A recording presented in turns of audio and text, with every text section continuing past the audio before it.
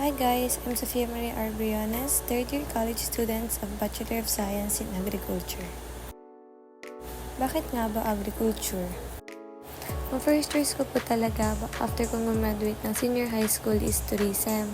Pero po, dahil po sa father ko and sa family ko, kinuha ko po yung agriculture para po may mag-handle po ng business namin.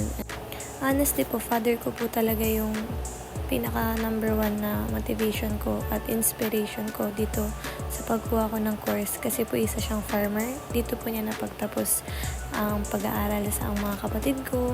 Nabigyan niya po kami ng magandang buhay.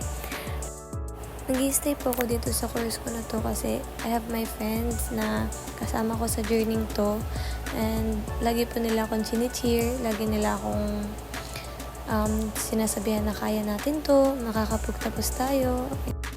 And yung course po namin ngayon is one of the most in-demand na work sa ibang bansa.